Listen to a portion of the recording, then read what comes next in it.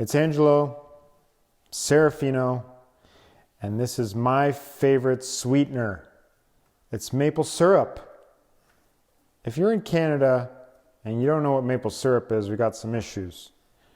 And if it isn't your choice of sugar, of course natural sugar, then we also have some more issues. Maple syrup is magical.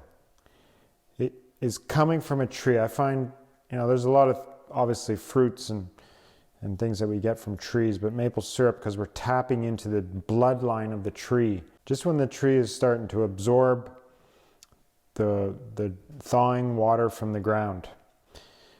But it's such a unique, magical experience that when the ground is thawing and the tree is thawing, it's like a sponge, and it basically starts drawing up the water into the tree. And at nighttime, so this is in the daytime when it warms up, and at nighttime it freezes and then pushes that water back out again. Anyways, the whole process of maple syrup from the earth, to the Sucreries, the sugar shack, to the bottling. It's some similarities to olive oil. So our maple syrup that we proudly put in this bottle with our producers Sucreries, which are located in Bonsecours, which is in the Eastern Townships of Quebec. They produce an organic maple syrup, and we carry 3 of the 4 grades. The golden, and this here is the amber, and then here is the dark, and then the other grade would be the very dark. So the golden is basically the first run. It's the syrup that has the least amount of bacteria as well as the least amount of minerals. And what causes maple syrup to get darker as the season progresses, because as the earth becomes thaws out, you get more mineral content that the water is absorbing from the earth, but also bacteria is growing in the lines. So it causes this reaction that when the syrup or the sap is put in the condenser and the evaporators, it causes it to go a little darker. So that's how the grading system ends up happening, is that as the season progresses, you get different grades and colors of syrup. So the golden, you could say, is like at the top, but they're all, it's a personal preference. Everyone has a use for a different application for each maple syrup.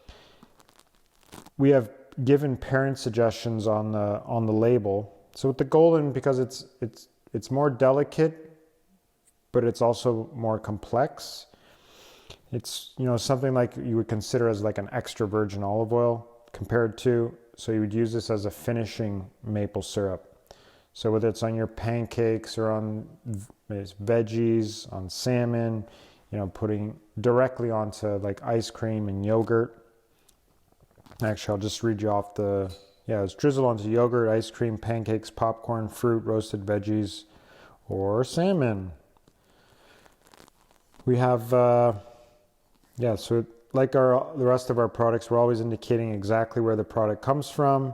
We're giving you the address there.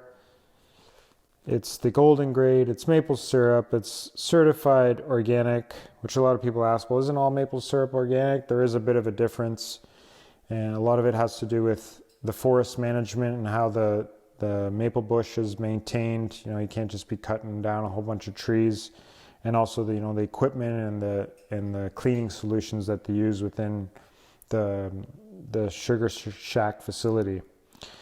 So it's 100% pure, of course it is. We only want to deal with things that are 100% pure and refrigerate after opening. So that's the rundown of the golden. Next we move into the amber, which might be the most common. So the amber, we'll suggest that you use it in coffee or tea or as a glaze on meat, vegetables, or in a vinaigrette. So this comes in a little later than the golden. So depending on the year, every year is different, but maple season typically begins around late February and into March. So it could be 4 to 6 weeks, maybe a little longer. It all depends on what Mother Nature is offering that year. So you might get the majority of your maple syrup being amber, Canada Grade A. So Robert is the owner of this wonderful Sucre cabane in the Eastern Townships of Quebec, which we've had an honor and pleasure working with. And we find, comparative tasting is part of how I myself choose what I'm going to decide to put into my body. So it's taking certain varieties, certain brands, certain producers, and putting them side by side, and just, taking an amber and trying from different sources.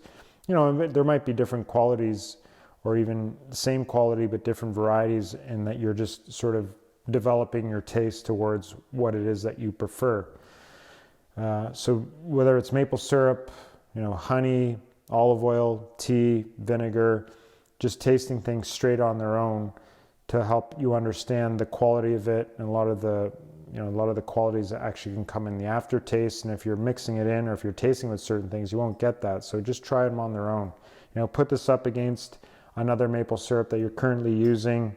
Of course, choose the same grades, whether it's amber or dark, which, by the way, golden is definitely harder to come by. There's less of it on the market, so you might have a harder time finding a golden grade, which you'll find in more in Quebec that will get the golden grade available.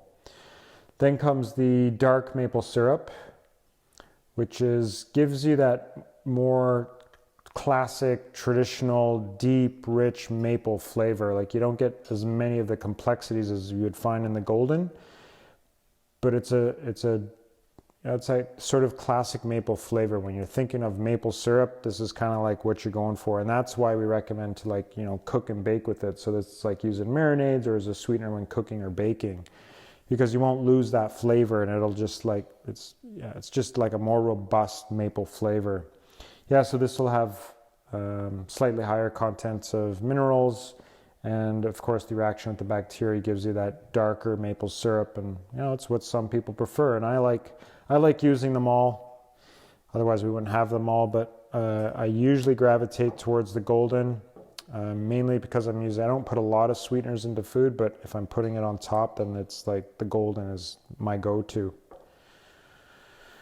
So what we have here are sort of like the byproducts of maple syrup.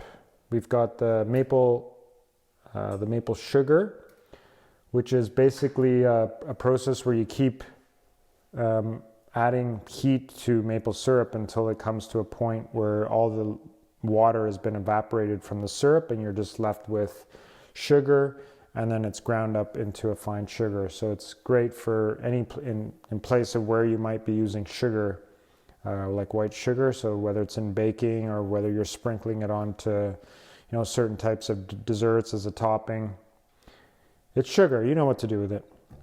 And then the maple lollipop. What kid doesn't like a lollipop? This is a classic Canadian candy.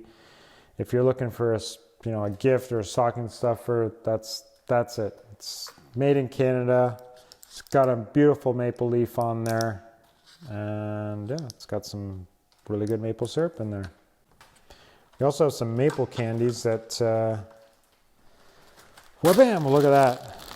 They come in this nice little package here. They're individually wrapped.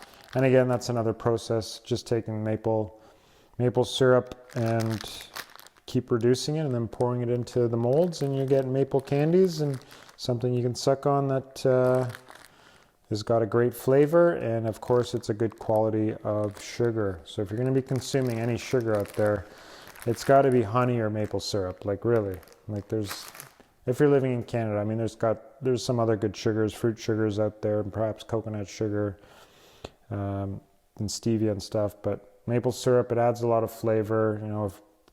There's so many times I've thought, like, how come there isn't like more of those maple syrup mochas or cafe lattes or something that's sweetened with maple syrup? It just heightens the flavor, adds a lot of depth and character, and it's supporting our local Canadian economy, and it's such an artisanal magical production, and of course it's loaded with health benefits as well, like antioxidants and minerals. And you also have the Master Cleanse diet out there, which incorporates maple syrup.